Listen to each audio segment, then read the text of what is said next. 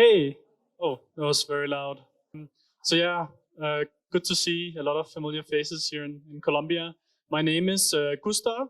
I'm a core contributor to OneInch. I'm also the CEO and co-founder of StableNode, where we are specializing in DAO governance, delegation, building frameworks. And today I'm going to talk a little bit about how to bootstrap DAOs, how to create and initiate governance communities in primarily DeFi protocols. So like the agenda for today, we're going to go over a couple of topics around DAOs, decentralized governance, delegation, why do we need this, and kind of like also like the state of the systems right now. And also, you know, if you're like a newer protocol or a more mature protocol who is starting to dip their toes into governance, how to try to tackle some of these things. So first off, you know, why do we actually need decentralized governance? Decentralized governance is like a way for us to really enforce end user protection, right? And end user protection in this case comes from a couple of different topics, such as, you know, centralized risk mitigation. You're kind of like taking away the ability for a single person or entity to kind of like disrupt what is happening on the protocol. At the same time, a little bit related to the centralized risk mitigation as well is also the regulatory protection that a DAO, a proper DAO, could give your protocol. Of course, the topic around regulation is still very young, and there's a lot of things to happen there yet. So of course, this is not like a guarantee. And then, you know, final but not least, it also enables you to include your community in a different way. However, I just want to like make it clear here. I think that like a lot of people in the past maybe thought that, you know, oh, if we're like a DAO, you know, we're going to have all of these smart people coming in, participating, and like in the end, we will be able to take better decisions. This is actually rarely the case. Often, you know, you would be able to take more efficient decisions if you didn't act as a DAO. You can kind of like, you know, make like the comparison to, you know, political systems where the more people you include in a decision-making process, the more complicated it gets, and the outcome is, of course, not always desirable for everyone. And again, here, you know, it's also, you know, difficult to say what is the best outcome of the decision. That is a very, you know, difficult topic to answer. But just in general, I just kind of like want to make it clear that like the reason why you implement decentralized governance for a protocol is not that you know, will end up being able to take better decisions. It could happen, but I think that's rarely the case. Some of the current problems we see in the DAO landscape today is, you know, first off, like low maturity. I think there's almost no DAOs who has reached kind of like an acceptable level of maturity right now. And I think, I don't know how familiar you guys are with everything that's been happening at Maker, a place where I used to spend 3.5 years, which was probably seen by like a lot of people as like the most mature DAO. But they've run into like a lot of problems around their current governance model. And now there's some things going on where they're actually looking to kind of like redo how governance is being done there. And I think like the low maturity is something we see pretty much like across the board. A lot of very mature products have very low maturity when it comes to the DAO itself. We also have a lack of best practices. Like right now, you don't really know where to look. You know, when you're like starting out to like design your own DAO, your governance, you know, where do you take inspiration? Has we seen anything yet that has proven to be successful enough to be the gold standard? And like another thing as well is, of course, that all the protocols are very different, so they need different things. And here it's really like, when you look at like best practices and like the difference of the different protocols, right? What do you actually need? And here, you know, we'll touch upon this like a little bit later.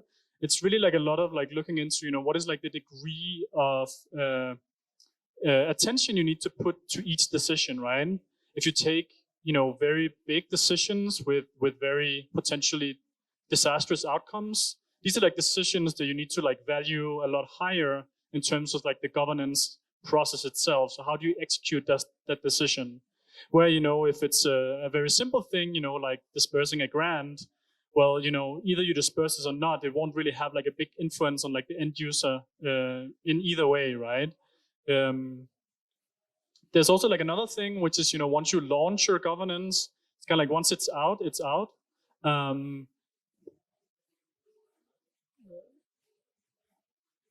Yeah. Well, once it's out, it's out. So, once you initially like launch something, you launch a model and you get like the initial community buy-in for whatever it is you're going with, it's very hard to change again. And it requires like a lot of time and attention to change things. We've seen this also in other protocols, like for example with Maker, where it's much easier to say yes to something than it is to then offboard it afterwards. We've seen this a lot with the core units that got onboarded during the bull market when you wanted to spend as much money on everything as possible. But now, like the process of actually like going back on some of those commitments, it's very difficult. So it's much easier to kind of like push something out there than take it back. There's also a lot of DAOs, I think, that struggle a little bit with over ambition. We kind of like see that like you kind of like want to do everything like as much as possible. And again, this is something where like the more things that you enable your DAO to do, the more operational and attention overhead comes from it, right? So if you only manage like a couple of like core competencies or teams, compared to like managing 20 different verticals within a DAO, it just creates like a very, very tough scenario for everyone participating, where you really need to pay attention to like way more things than maybe what you actually wanted. We also, of course, have voter apathy, which is, I think, also a really, really big problem, right? Like, how do you incentivize people to vote? How do you deal with almost no voter participation? What is the security risks with having voter apathy? And then finally, we have the balance. How do you balance all of these things together and create a system that actually enables you to take decisions without overcomplicating it, without putting too much operational overhead on the community, without overwhelming your voters, right? Like most of the people who vote today, they have a hard time paying attention to everything that is going on in the DAO. So, like when we look at creating DAO frameworks, we kind of like have this like step-by-step process where we're going through some different topics to kind of like end up in a place, where hopefully we can make an iteration that will work for that specific community, right? So first off, you start out with data-driven research, right? Mapping out similar DAOs, what enables them to function, what gives them the ability to take the decision that they need. Is there some, both negative and positive learnings we can take from that? The next step is really important, right? Understanding, your own needs as a DAO. Well, what are the decisions that you want to take? How much scrutiny do you need to put into each decision that passes? If you, again, as I referenced earlier, if you take decisions that potentially could have really disastrous outcomes for the end user, let's take, like a borrowing and lending protocol with collateral onboarding. This is something that poses potentially an existential risk to the borrowing and lending market, right?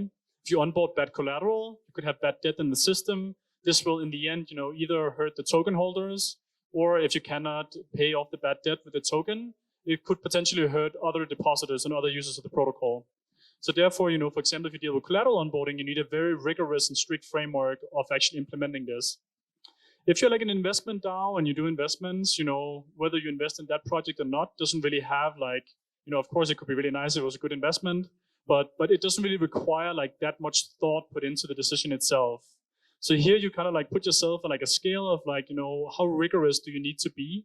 And thereby you can set up things such as, time periods for the voting, how many, processes do you need to go through? Do you want to like do like sentiment polls beforehand?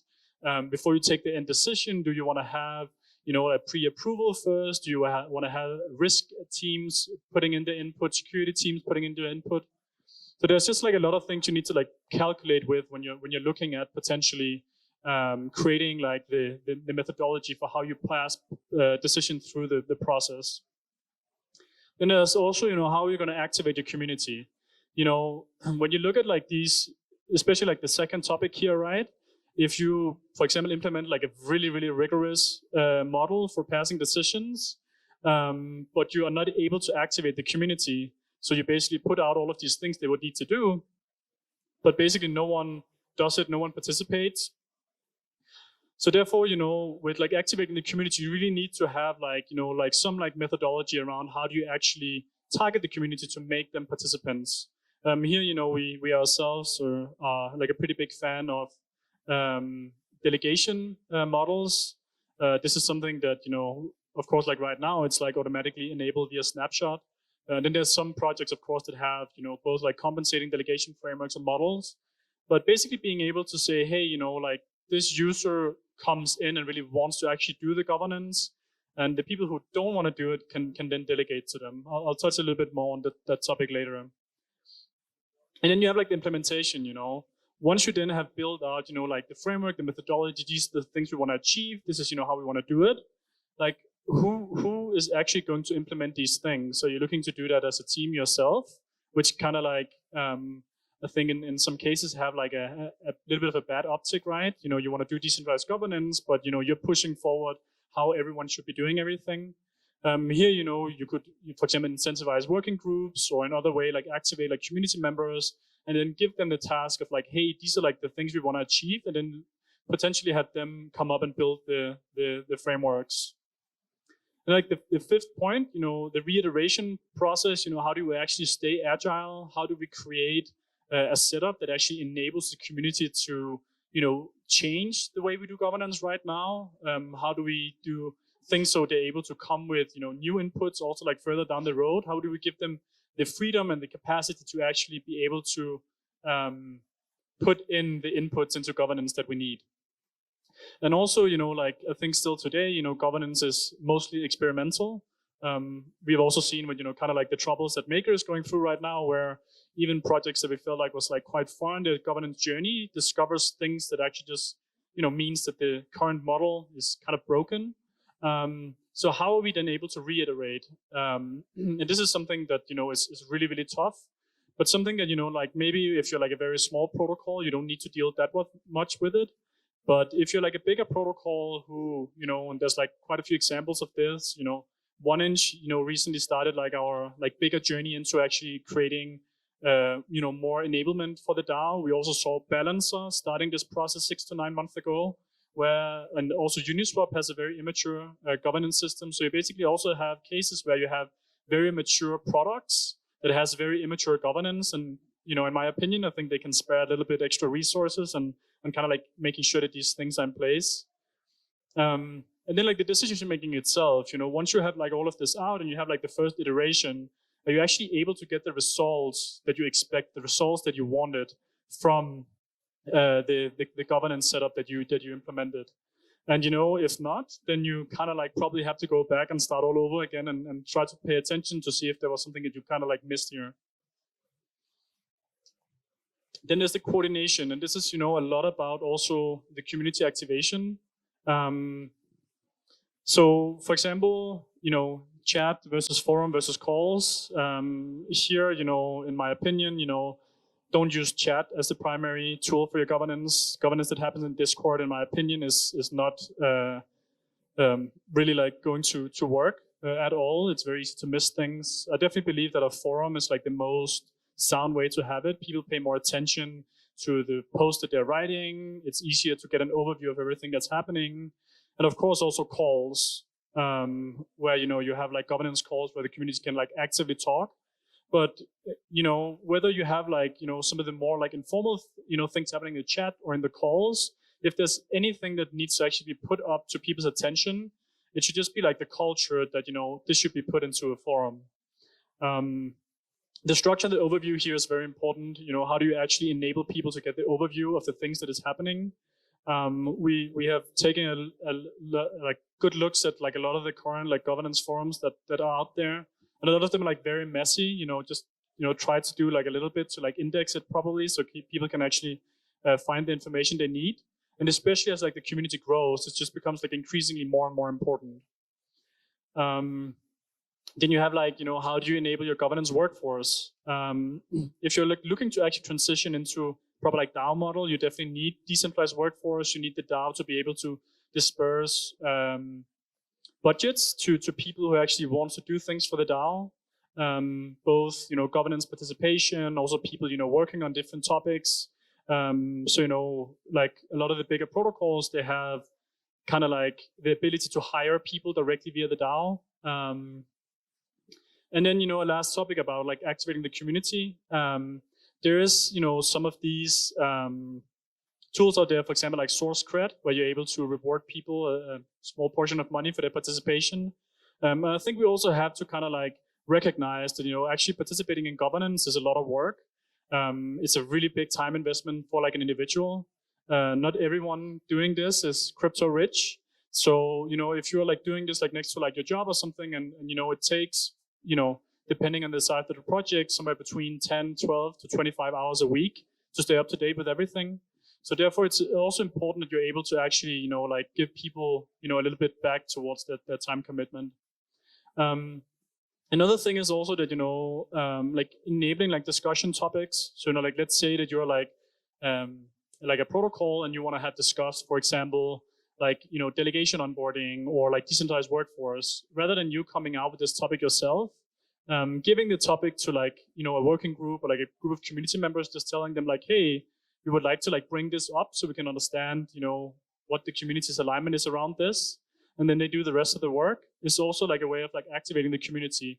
Like, having like constant things that they actually have to like help with the decision making about is like a very good way. Then we have some of the pros and cons of decentralized governance. You kind of like have the pro that you get to take decisions with your community, but it's probably also the biggest con. The same time, right? It's something that like definitely not gonna like make your life as like a protocol easier, but then you have to take a step back and kind of like, I think like realize, why we're doing this in the first place, right? Also mentioned this earlier, right? You're like mitigating the centralized point of failure risk, but at the same time, you're also increasing the decision-making time. Of course, like if you have like hundreds of people who want to come in with their inputs, this will just, make the decision take like a lot longer. It's not very efficient, but I think that's like how you have like with any democratic system, any voter system. Of course, you need people to have time to be able to vote and like give in their input. Another one of the pros is that you're able to move a lot more of the product on chain. I know that like a lot of the protocols today use a snapshot, and I think this is like a great and like easy way to implement like a first stage of like governance. But at the same time, full on-chain governance is, of course, I think what we all should be striving for. It also creates a lot more distractions for the core team. This is an example we've seen in several projects. If you work for like a full DAO, there's a lot of this kind of like political capital that, people want to like have, they of course like want to do what's best for the protocol and they want to like put their say into this, but it also just provides like a really big distraction for the people working there. We've seen examples like some people saying, I don't want to do anything with governance at all if they work for a bigger DAO. And then there's some of them that says, I really want to like pay a lot of attention to what's happening in governance. And that is just like a lot of attention taken away from, the things that you actually should be doing in your job. There's also like another pro is, you create this kind of like modular onboarding of workforce. It's as I put on the other side, it's difficult to create like a strong job security for people working for DAOs. But at the same time, like a DAO can kind of like, quite neatly pick and choose, the kind of like things that they want to have people coming and working on. So you're basically able to kind of like create these like small like, worker pods or core units, whatever you want to call them, where you can onboard people to do specific tasks for you. And if it doesn't work out, you can kind of like move them again. It's not as easy as onboarding them, as I mentioned earlier, but it creates like a lot of flexibility from like a strategic standpoint for the DAO itself. The goal should, of course, be to ensure decentralization. But at the same time, of course, you're introducing a lot of complexity. It can be very overwhelming, especially like the first time you come in and you look at like a DAO, especially one that actually takes decisions. There's just so much happening. And you can kind of like, draw the comparison if you go into like any company and get like insights into everything that they're doing and participate in it. it's just like a lot of information. It's a lot of different topics that you need to pay attention to. So it is very complex. And of course, people also need to understand and know how this specific protocol actually does their decision making in the first place, right? So it's not just learning about, the things that happens technically or, with marketing or BD or growth. It's also about like how these, decision making steps works, right? So whether it's, learning like the MIP process for Maker or AIP for Aave, it's like a lot of information that you need to digest. So this is kind of like something that we have seen happening quite a lot, where, like a lot of protocols, of course, they see themselves on this like path towards decentralization, where you kind of like want to like bootstrap and, get, your product market fit before you start dealing with decentralization. So like right now we're like in a situation where a lot of the really big DeFi protocols, they have a really good product. They found their market, they're surviving the bear market.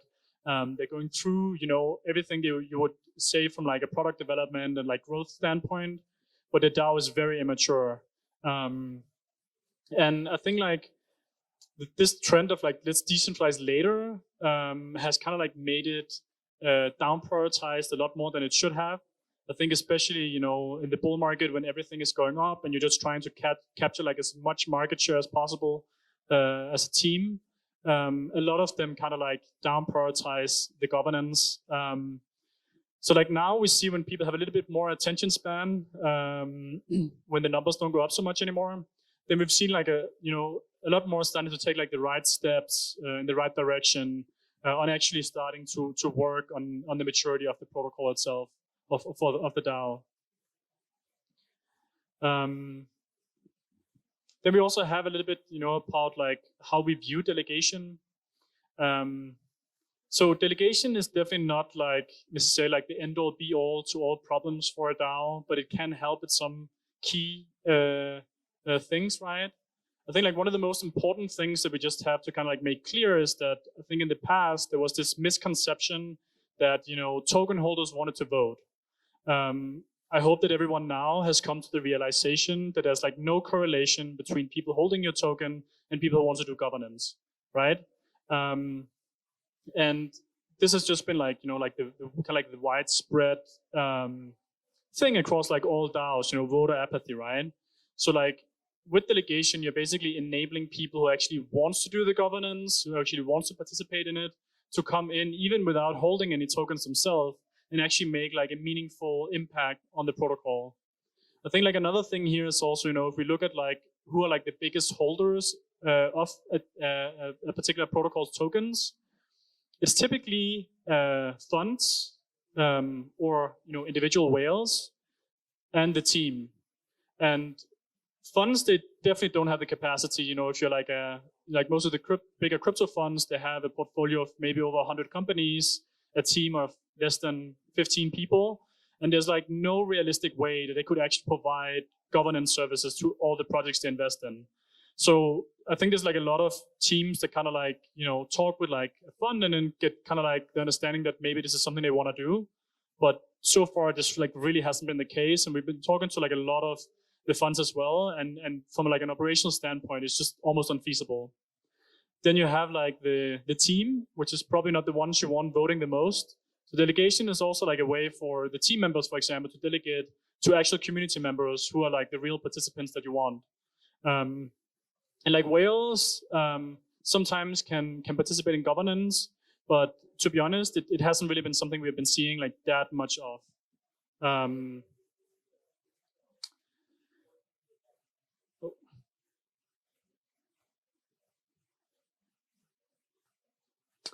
Okay. Okay, I think I lost my remote here. Okay, yeah. So either way, delegation is really something that in like the projects we've seen where it gets implemented in like I would say like the most like forthcoming way. Where you have, for example, like compensation for the delegates. You have like an ability for delegates to like step up, be like recognized delegates, especially in protocols that have like more attention to them. It's really something that like drives governance in like a different way than any of the other inputs we have seen. So I definitely think that, like paying more attention to delegates is like a key cornerstone of your governance setup is something that like a lot more protocols should be doing. And then, where do we go from here? I think we really need to start seeing governance as like an integral piece of DeFi. I think we've gone through like a lot of things over the time. Oh, yeah, it doesn't work. It's okay. This is like my second last slide, so we're okay. We've seen kind of like DeFi go through kind of like these like phases. It has been like product market fit, UX. How do we actually find users? A lot of growth, product innovation, security. But I really believe that like one of the next trends we really need to see is to have like governance as like a much bigger focus for DeFi. I think this will also enable more like dedicated governance individuals and teams to actually come forward and start, paying like a lot more attention to governance and start providing like more like resources to everyone in governance. Yeah, that was basically it. Thank you so much for listening to me today. It's a pleasure to be here.